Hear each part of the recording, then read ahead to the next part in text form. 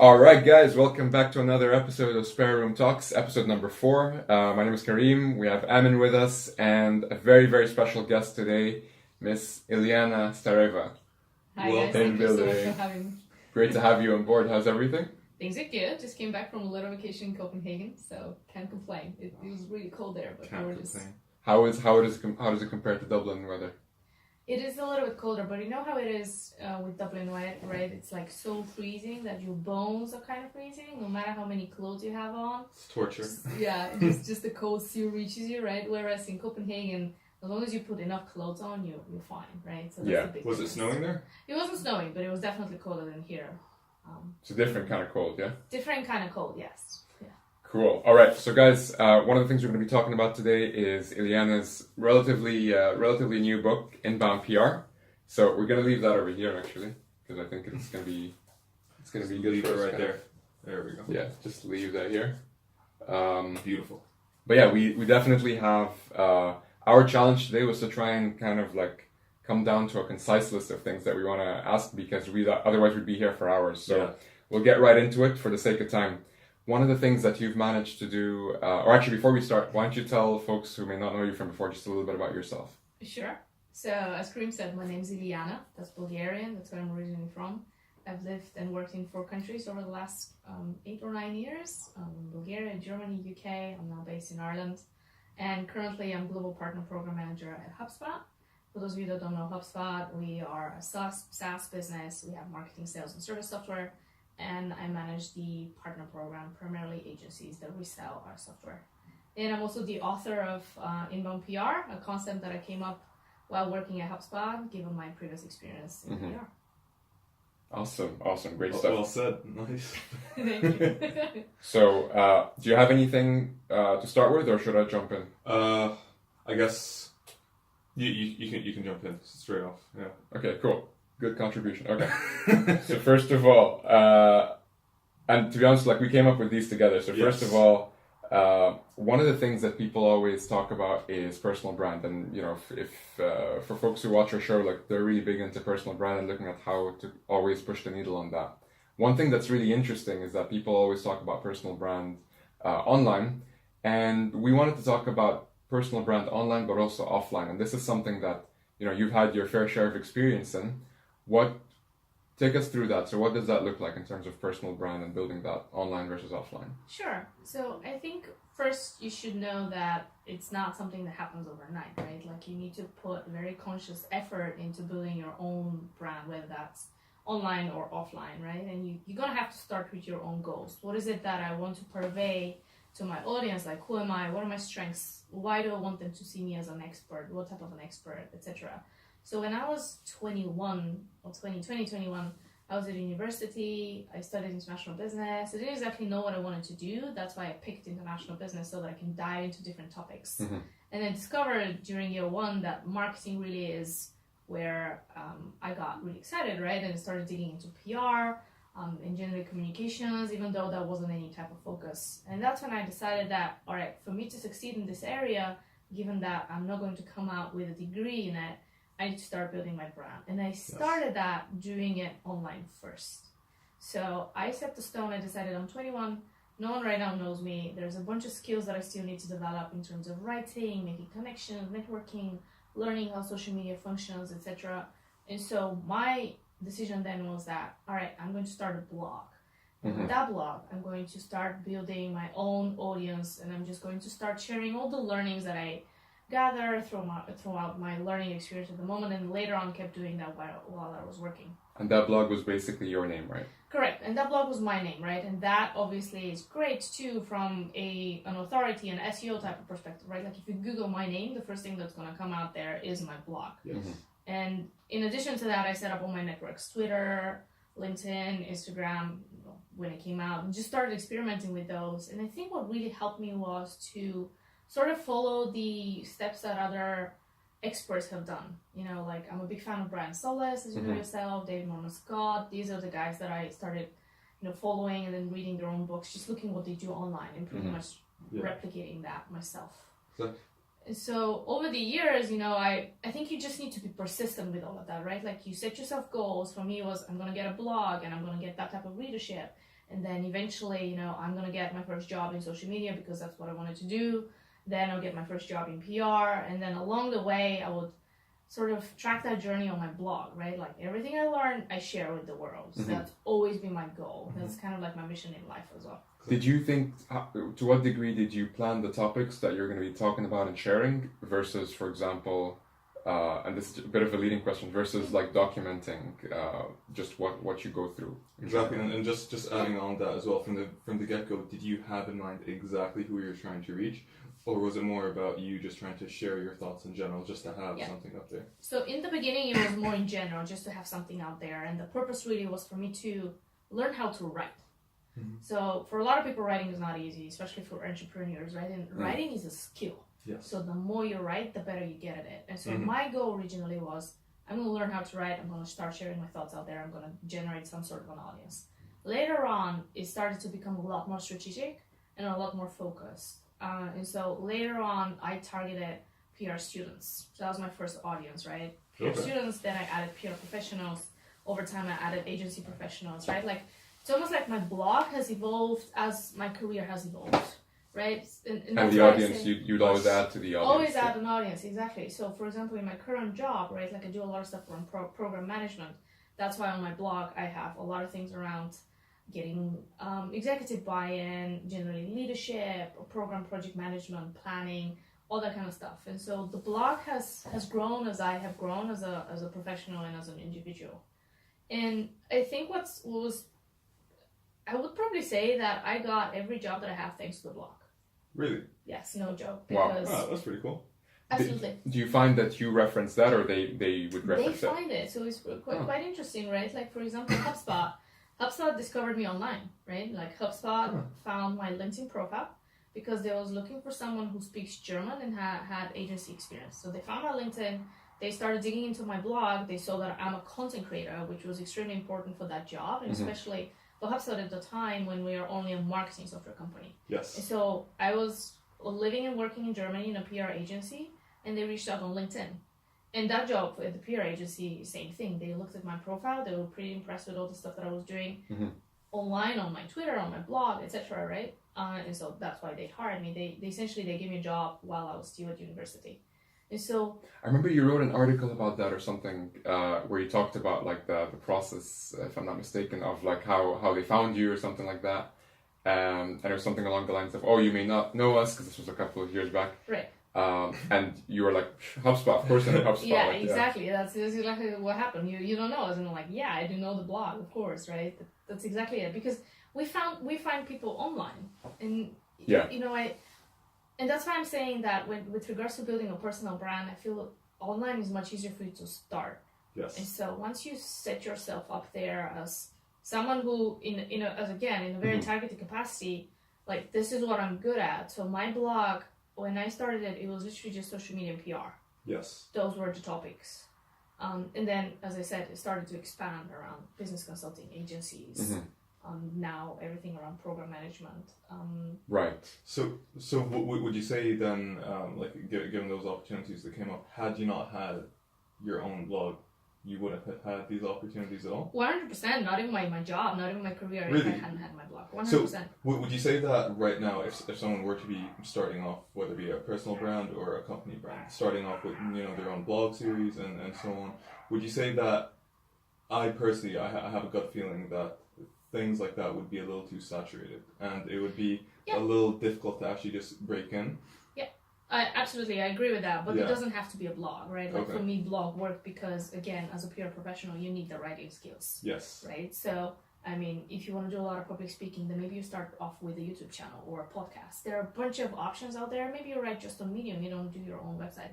Like, you're going to have to decide what's best for you, but that's going to then depend on your goals. And perhaps if you're a designer, like, you may start with illustrations and you know, artistic. Definitely, something that shows your own skill set. Exactly. Pinterest, Instagram, and everything. I mean, going back to the blog, the book came from the blog itself. The book completely developed through the blog and through my work experience, because, as I said, I come from a PR background, and then when I joined HubSpot, I started learning more about email marketing. I think I'm getting into another question here, but that's when I found a way to combine the two. And so I think having set myself as an expert in a certain topic now, specifically with inbound PR, people just come to me and start inviting me to public speaking. So I think if you want to build your personal brand, you're going to have to get comfortable speaking in front of large audiences for various opportunities, right? This could include an opportunity like this, which I'm very grateful for. It could be speaking in front of 3,000 people. It can be speaking in front of 20 people. But it really is about getting comfortable and strategically planning, what do I have to say to those people, and not being afraid of, they already know it. It's not. Yes. You always have something to bring to the table that other people don't know, or maybe need to hear it from someone else so that it's reinforced and they believe it and start doing it. So would you say that that's always the case? Because that's actually a really good point, because at the end of the day, you have to be giving something of value to the people you're targeting. 100%. And if you're starting off, something that could put a lot of people off is you'd rather not say anything than say something that's just very generic or outdated. And would that possibly cause more harm than good, assuming you already had an online presence of sorts? So in your case then, first of all, do you think that truly like everyone would actually have something to add in terms of value to share? And assuming that they don't, is it something that you'd be able to easily pick up and build on? I think that 100% you'd be able to, even if you're starting very generic. I started very generic. I didn't know anything about PR. I didn't study PR. I studied international business, so I had to learn everything on my own through reading books and following people, etc. And then the unique thing that I added to the entire PR industry eventually was that experience that I was gathering while at Hubspot in inbound marketing and figuring out how to put that into the PR industry, right? And so through your experiences, you always be able to add something of value. There are a lot of people who are still trying to figure out everything around digital, everything around tech. Yeah. There's just so many opportunities out there. I think people just need to be confident, and they just need to think about, all right, what is my passion? What am I really good at? And what's lacking in the market? Right. And so once you find that fit between your passion and then the market itself, then that's the topic you should start exploring and building up upon, so that eventually you're recognized as an expert. Perfect. All right, yeah, thanks for that. One more thing I wanted to ask you about before we go into all the other topics is, how does this tie in with building a personal brand offline? Something that you can't necessarily, measure the same way that you'd measure online. So I'm thinking of two scenarios. Someone who's already a company leader at the moment, or even somebody who's currently in an organization. How do they actually build that, around the people around them?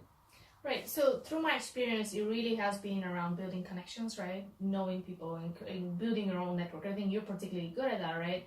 Just getting yourself out there, going to events, meeting people, talking to them, explaining what you're good at as well. And I really do believe that when it comes to building a brand offline specifically, that's what you need to be recognized at. Oh, I am someone of value. I can add something. I'm an expert. People invite me to have a talk with them, or do any type of presentation or public speaking, or go do a seminar, or go teach them something. Right? As long as you add value and people see that, and you position it right, and you need to be confident to position it, then I think regardless whether you're a leader, whether you're someone who just works at a company, you can make that happen.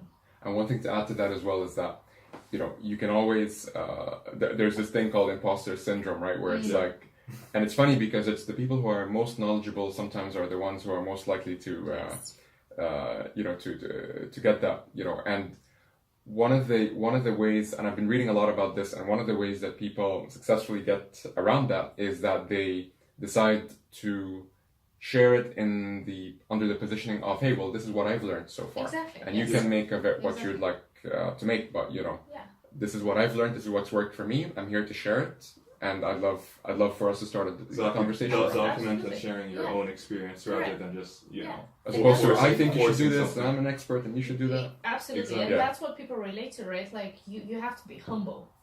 True. Throughout my entire experience, I've always said that I don't have all the answers. I have ideas, I have things I've experimented with, I have experiences. That's what I'm sharing with you, because one of these things might be able to help you.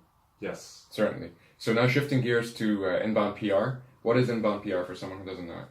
All right, so let me start back with the whole idea of how PR is a little bit outdated. I think PR has been evolving a lot over the last few years, but PR has always traditionally been related to writing a press release, sending it to a journalist, and then waiting for the journalist to print it in their magazine or newspaper or whatever type of outlet, so that you get enough reach, right? And that has been happening for about 100 years. It's still the case with what a lot of the PR agencies do. Unfortunately, the world has evolved, right? Like unfortunately, it just doesn't work that way anymore. I'm sure you agree with me that when you have a problem and when you need an answer to something, what do? We usually go to Google, right? Like we don't wait, and we typically also don't pick the magazines or the newspapers anymore. We spoke about personal branding. A lot more patient. Right, well, completely, and we don't trust the media, right? Like everything with fake news, etc.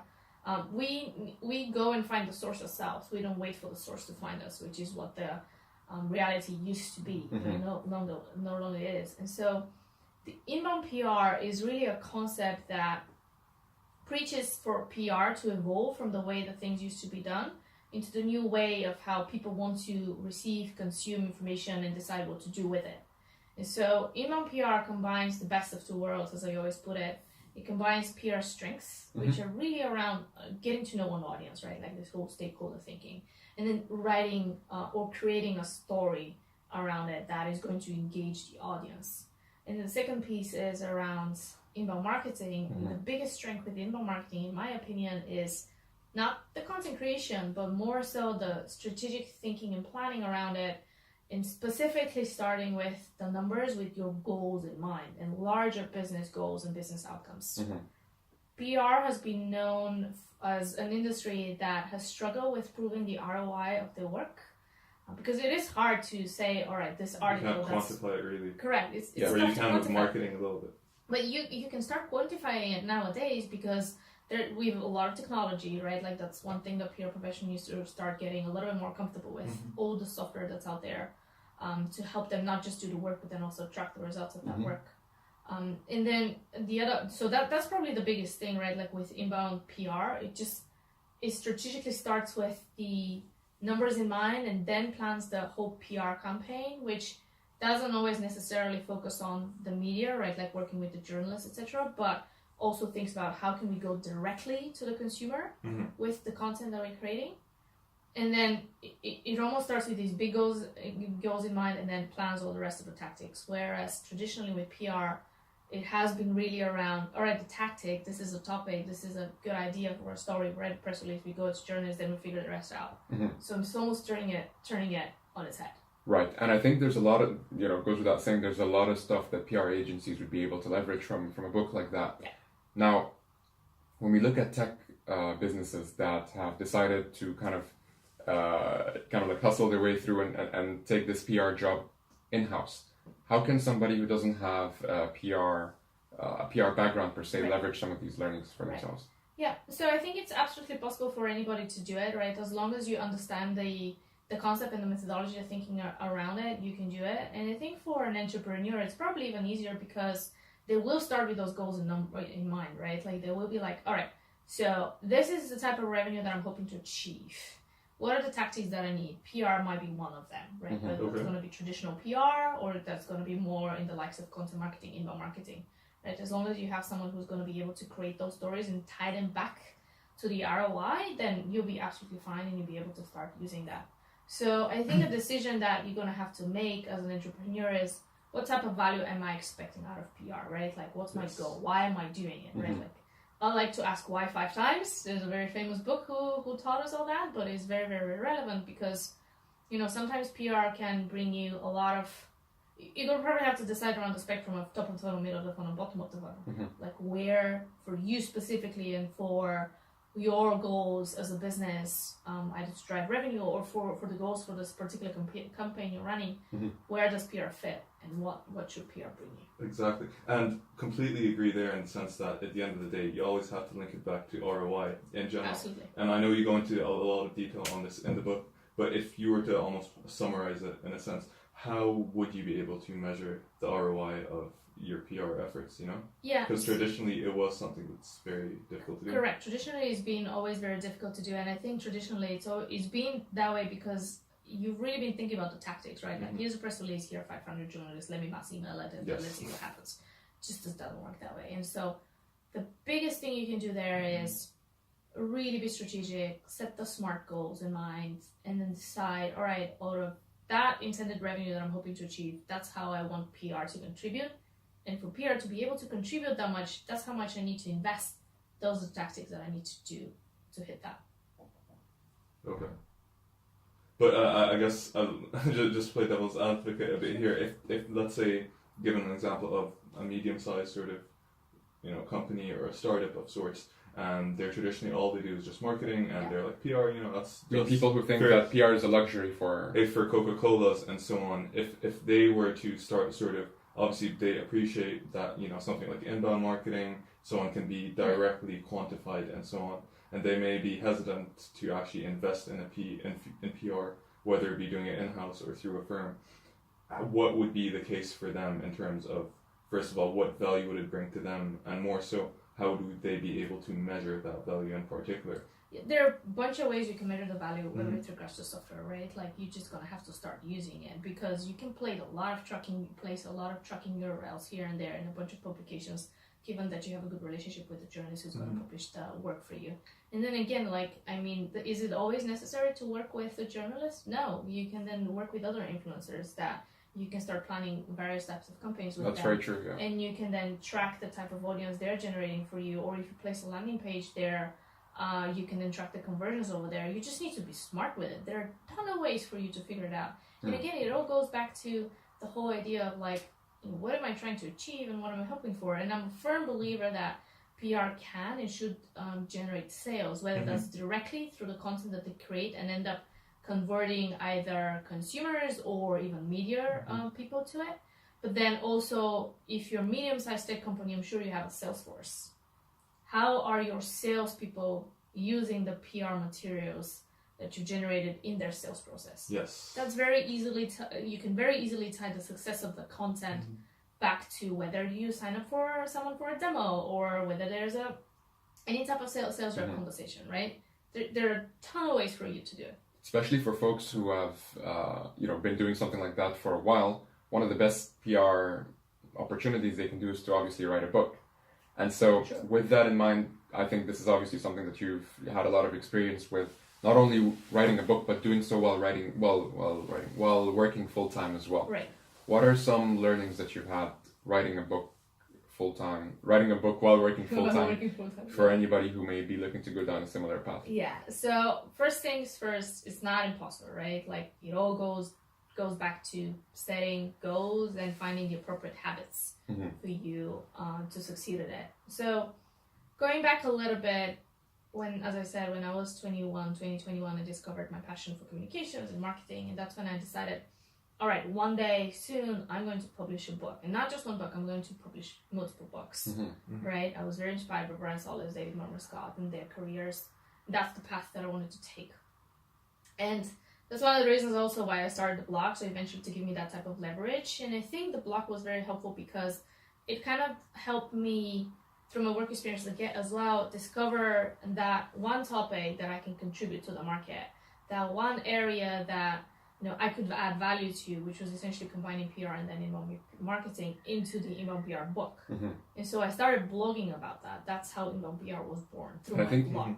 I think you if I remember correctly, you even tested it out or made some form of a validation exercise before. Which was technically the blog as well, because you invested so much time in it already. Exactly. So it really all started through the blog. And so I started blogging about this thing in PR. People started responding to it. There were positive reviews of it, positive thinking. I started getting invited to do public speaking.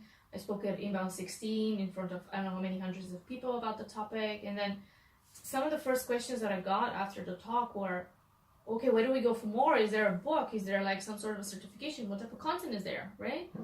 And so people came to you asking that without you even people came to me asking for it, and I was like, okay, this is my chance. I think I found my topic now. I said to myself, 5-6 years ago, I'm going to write a book.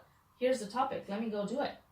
And then I think the biggest struggle with it is actually sitting down and starting. And so, right, because so far we talked about obviously validating the idea so much that you were given talks about it, and people are like Emily's saying, where can we actually go for more of this? Right, and to your point, right, the first topic that we discussed around personal branding, I always say that if you want to successfully publish a book, you need to build your brand before you even start writing the book and hoping to publish it. Sure, you need to have an audience. You need to have an audience. to start with. Yeah, and you need that in both scenarios. There are two scenarios for you to publish a book. It's either to work with a publisher or to self-publish. Right. If you end up working with a publisher, that's what happened with me. I pitched Wiley, and some of the first questions that they came back to me were, what type of an audience do you have? Do you blog? Do you get invited to public speaking? How many people do you speak in front of? Like, they're gonna ask you for that, and if you're basically nobody and nobody knows who you are, You won't they're have gonna any of those decline things. your pitch. Exactly. And conversely, if you self-publish, if you don't have an audience and no way for you to market that book and spread it, you're not gonna sell it, right? Mm-hmm. Does that mean that there's no one right way to do it? There's no one right way to do it, right? There's a lot of folks who believe, you know what, publisher all the way, that's the only way you get found. Or for example, self-publish all the way because that's how you have, full creative control, for instance. So here's the difference, right, when it comes to publishing, and that's what I've discovered throughout this entire process. If you self-publish, you own everything.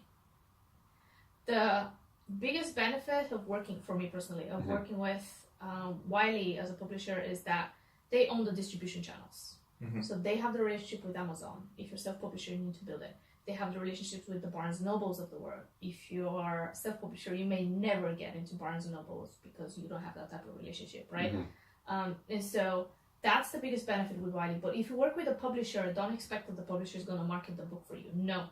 It's your responsibility as an author to sell the book. It's not theirs. They'll give you access, but the marketing and distribution is yours because you are not the publisher's customer. Their customer is Amazon and Barnes & Nobles. That's what they care about. Right? Granted, they care that the book gets sold as well. Yeah. Of course, but it is your responsibility. So since I published the book, I've put a lot of effort into promoting it, and I keep on doing that on an ongoing basis because that is my job as an author. Yeah, so I knew for sure that when I decided that I was going to write the book, I did it a little bit unorthodoxically in a way that, so I first sat down and I created a table of content, right? Like, all right, this is my table of content. These are the topics I'm going to write about. That's so great. And then I had that thing there and I had this in my mind. Oh my God, I need to write 60,000 words about this. How am I going to do this? It sounded so impossible, right? Given you have a full-time job, you travel, you have personal life, and it's just hard. Like, when does those take precedence? And so as much as I was motivated in the beginning to actually make my plan was the table of content. Then it took me a whole year to actually sit down and do it, right? Wow. Really? Mentally. It's probably mentally, yeah. Mentally preparing table for of content. Table of content to 40,000 words. Do you think it was because you had, let's say, more time later on, or is it just purely a mental thing? Two things to it. It was mental thing, and then it was strategic planning, sort of like, all right, I have all these ideas, I have a bunch of content that already exists that I can reuse. What's the best way for me to plan how I'm going to make this happen? And so it was, this is the first and only time a New Year's resolution has ever worked for me. It was end of 2016, and I decided that, all right, 2017 is just around the corner. If I don't do this now, I'm never going to do it. It's going to get out of topic, right? Like how digital is moving. Now or never, exactly.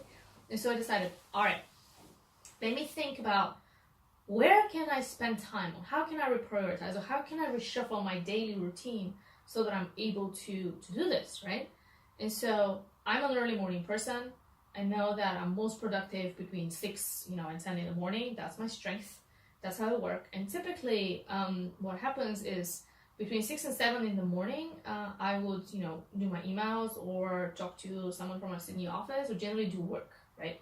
And that's been the way since I've been at Hubspot, pretty much. And after that, I'll work out and then start my day, etc. And so I decided, all right, what's one change I can do to make this happen? The one change I can do is, instead of spending this 1 hour working, I'm going to spend this 1 hour writing.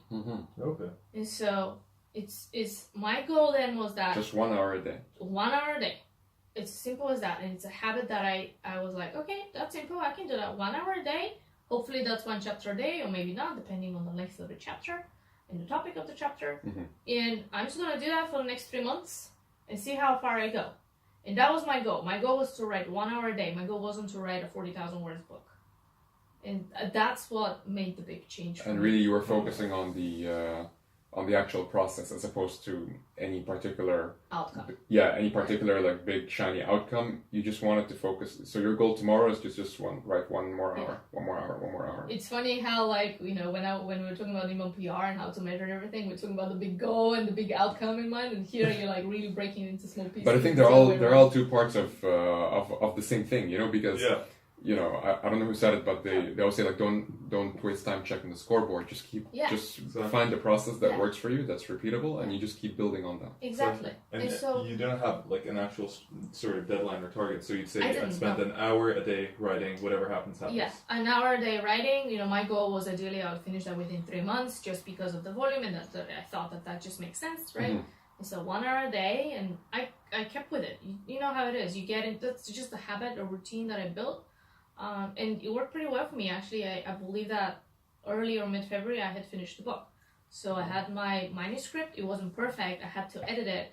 That was the other thing, right? Like, while I was writing, I didn't care about perfection. Yes. So it was all just put it out there. Later I'll edit and I'll figure it out. And that's very relieving, isn't it? The fact that, hey, like, let me just put it out. Let me just get a body of work done. Yes. And there'll always be time to edit it or perfect it later on. Exactly, yeah. And so the reason why I said earlier that my way of doing this was a little bit orthodox is because I had a manuscript done and dusted, right? Okay. And when I pitched Wiley, I found the contact and the person to reach out to. So I pitched them essentially with, you know, telling them that I've always wanted to work with them. This is the body of work that I have. This is my background. By the way, here's my 40,000 words manuscript attached. And typically, most of the authors, what they do is a publisher requires a proposal, and in that proposal they ask you a bunch of questions like, why is this an exclusive type of work, why should you publish, what makes it unique, you know, give us a bit of a description or whatever. So it's more a proposal type of thing. You're making a pitch, whereas I had that proposal plus the manuscript in a work for Hubspot. So a lot of people would approach Wiley or any other publisher without even writing the book.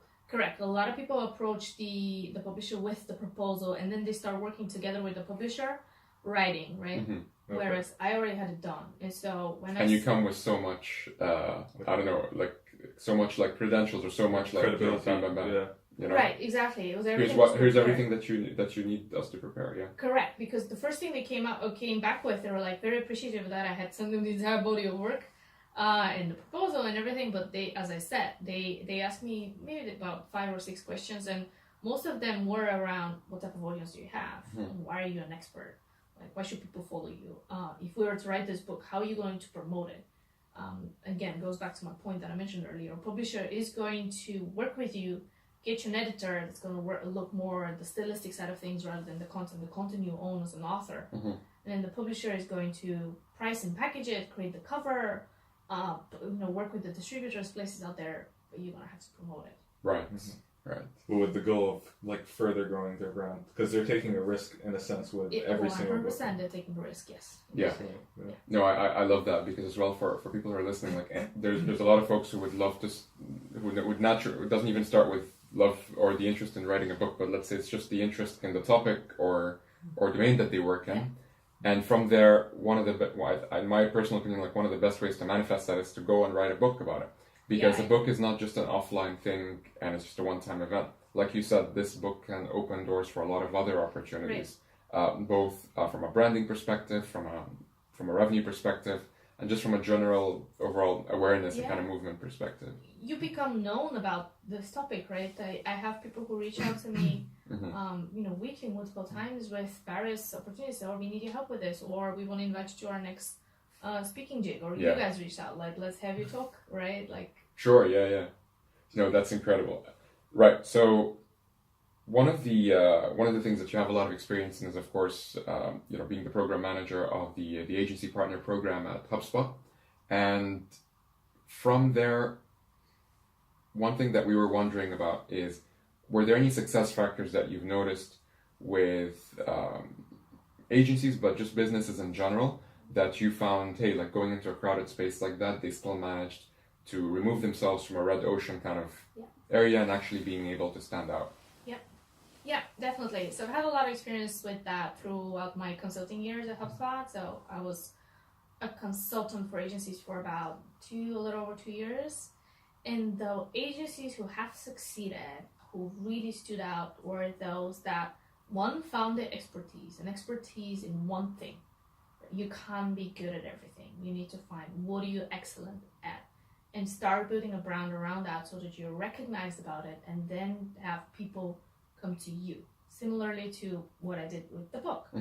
And then they spend a lot of time marketing it, right? So this is what I'm an expert at. This is the unique value that I provide to the market. Let me put it out there through, you know, their own website, their own campaigns, their own marketing, so that they generate their own leads, right? Like people find them again. And that's what I've seen them. The most successful agencies have been such, as I said, finding their expertise, unique value that they provide to the market, and then really putting it out there. And when you say putting it out there, what are the different, what are the, because we're looking to be as tactical. Yeah, as tactical as possible. Absolutely. Like, you know, were there any specific tactics that you saw them do when they put themselves out? Definitely, and the ones that were killing it were the ones that were really utilizing the Hubspot marketing software to the fullest, because they were very strategically planning their own. They were treating themselves as a client, right? Like, I'm an agency, that's the value that I provide, that's the type of services that I give to my clients, and I not just do it for clients, I do it for myself, and I'm successful at that, right? And so they plan their own campaigns, they create their own content, they just start generating leads through that content, right? Like they don't go after business to pitch. The business finds them through all the content, through all the leads, through all the conversion. It just makes your sales process so much easier, because you have those hot leads over there that they already know who you are because they've read some type of content for you, from you, right? Like they already know what type of value you provide, because you have very clear positioning on your website and all of your social profiles, etc. And so when they actually reach out, it's a much easier conversation for the sales rep to have, and a much easier deal to close eventually, because you, even before you started talking to them, you've positioned yourself as an expert to them in one shape or form. And you've been educating, You've been educating them. You've been providing value for free, right? Instead of extracting value. And you mentioned that oftentimes this works or is attributed to the fact that a lot of agencies would pick a very particular field to be the go-to experts in. Have you come across any agencies who were able to do that in more than one field? Because it goes back to the question of you can't be good at everything. Yeah, and I think, yes, there are definitely agencies who become good at multiple things, but they've done that very cleverly in the sense that they started with one, and then they've mastered it, and then added the second field or the third field, right? And so you pick a discipline, or you pick an expertise, you pick an area, you really drill down into it so much so that you're the expert on it. And then once everything that way becomes almost automated, right? Like you do everything effortlessly. You have your processes figured out, like you just know how to do the job. Exactly. And once you're done with it, then you move on to the next thing. It's very similar to, you know, making a career, right? Like you start in one area and you master that, and then you go into the other one, and then you master that. It's the same thing. And just because you've, it's not necessarily that you're moving on to something else. You're just adding to what you already have mastered or accomplished. You're finding additional value adds. Exactly. Beautiful. Cool. So one of the kind of hot topics right now is around tech businesses actually building out partner programs, and how they can use that as one of the additional kind of brand streams or like revenue streams in general. And obviously HubSpot has done that very successfully, and you've been a huge part of it. So if we look at smaller companies, smaller tech companies, what would you say are some of the things that you believe would work in terms of them setting up their own partner programs? Right. Yeah, the first thing too is, of course, does that make sense, right? Does that make sense for the product that they're selling as a tech company? I think we at HubSpot, we realized that our marketing product was very well suited for marketing, web, etc. agencies, just because it fit with the agency's business model in a way. So, they can do better work for their clients, and then they can resell our software on our behalf. And so I think that's the first decision that these tech companies are going to have to make, right? Like, does it actually make sense for us to have a reseller channel? Because is this the type of value that our product would provide to those resellers? Because if the answer is no, then you're probably better off just sticking with, your own internal in your own direct, as you call it, sales force. Right? I would say reseller is just one way of expressing a partner program. For instance, if we look at the likes of, let's say like, Airbnb or WeWork, for example, where I'm not familiar with the details, but there's obviously like some form of a credit system or like a refer a friend kind of system. Oh yeah, affiliate kind of things. Yeah, definitely. Yeah. Do you? I personally, I don't like I'm not a huge fan of the word affiliate because sometimes it could have more than one meaning. But when you look at the different kind of versions of partner programs that could be built out, are there certain checklists or certain things to keep in mind that would help you realize, one type is better than another? I think that again, that's going to depend really on what type of business you are, because the opportunities are so vast. To your point, right? Like, you can have a referral type of thing, or all the guys that build experiences around Airbnb, as an example, or all the guys that completely resell your software and own the entire relationship with the customer. The spectrum is so massive in terms of the opportunities. So I'll repeat that again. You're just gonna have to make a decision. How is my product or what the service or whatever I'm selling suitable to add a partner who's then going to help me? Because eventually your ultimate goal is that you sell more of whatever you're selling, whether that's a product or service, through that partnership. Or the other one is you provide a better experience for your customers because you yourself cannot service the customer. The easiest example there is if you are, a CMS, right? You build websites and everything. You in-house take care of that product. Customers can host their website and build their website on your product, but you don't have the expertise internally to actually create the website. So you need a partner to do that for those customers. Right. Yeah, makes a lot of sense. Tough question to ask though, and again, I don't think there's an easy answer to anything. You're just gonna have to. Yeah, no. It's hard to come up with a one-size-fits-all kind of solution. Yeah. I think partnership is always a win-win, right? Like Sure. there's gonna be there needs to be something for you, but there needs to be something for your partners as well, because that's a relationship you're going to have to nurture over time. In whatever type of capacity. And you just read my mind there, because I was just thinking now, like one of the big elements of it is, of course, can you build a community around that as well, and not just build a like a referring system, but actually build something where the sum is like 1 + 1 = 3, basically. Yeah. Absolutely, yeah. And adding to that, right? Like I think one important bit that has been becoming even more prevalent in the business world is not just your business and the partners in this specific instance and thinking about the win-win there, but it's almost like adding the customer there, right? Like the win-win-win-win. Like what's in it for the customer eventually, because that's the person you're solving for, or business if you're B2B. Iliyana, thank you so much for joining us today, and I know we could stay here for hours, because just hearing your all your thoughts, like it just gives so much to cover, honestly. It gives even more like questions and stuff. But thank you very much for joining us today, and we'll stay in touch for sure. Absolutely, always a pleasure. Thank you guys so much for having me. I hope our listeners enjoy the show. I'm sure they will. Awesome. All right. Thank you. Thank you.